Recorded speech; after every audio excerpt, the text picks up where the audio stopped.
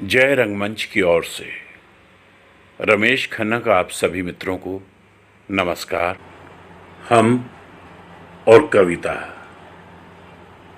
और कविता की अगली कड़ी में प्रसिद्ध कवि, नाटककार, कहानीकार, समीक्षक श्री प्रताप सहगल जी की रचना पाठ रमेश खन्ना।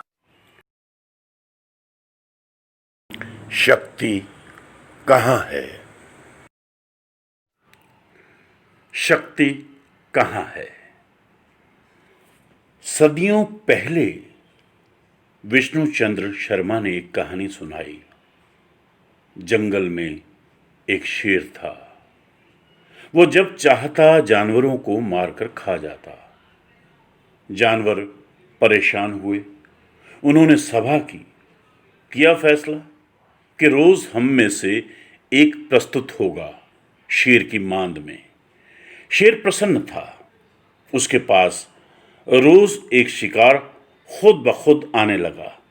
शेर उसे खा खाकर लुत्फ उठाने लगा। एक दिन खरगोश की बारी आई। बाकी की कहानी तो आप जानते ही हैं। एक कहानी चट्टान की तरह लुढ़कती हुई मेरे पिता तक पहुंची।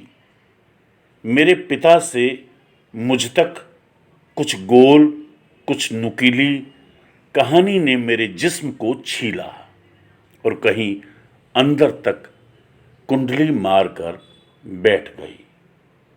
फिर धीरे धीरे उसमें एक हलचल हुई। मैंने कहानी सुनाई अपने वक्त को।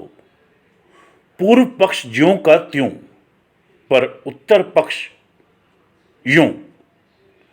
खरगोश को देखते ही शेर गरजा, इतनी देर तक क्यों? और ऊपर से तुम पिद्दी के शोरबे से भला पेट भरता है। खरगोश अभिनय में उस्ताद था। थर थर कांपने लगा, सांस खींचकर हाँफने लगा। बोला, हुजूर के दरबार में आ रहा था कि एक शेर मिल गया और गरजा, अब मैं हूं जंगल का राजा, तू कहां जाता है? शेर के राजत्व को चुनौती थी। वो भूख भूल गया और खरगोश के साथ दूसरे राजा की खोज में निकल पड़ा। खरगोश उसे एक कुएं के पास ले गया। गुर्राया। खरगोश मुस्कुराया। राजा को कैसा बुद्धू बनाया। गुर्राहट की प्रतिध्वनि में कुआं कांपने लगा। अंदर से बाहर और बाहर से अंदर। जंगल में गुर्राहट का साम्राज्य था। शेर को एकात्म होते देर न लगी। उसने अद्वैत का अर्थ समझ लिया और पलक झपकते ही खरगोश को धर लिया। सभी मित्रों का धन्यवाद। अगली प्रस्तुति के साथ आपसे फिर भेंट होगी। तब तक के लिए आज्ञा। जय रंग।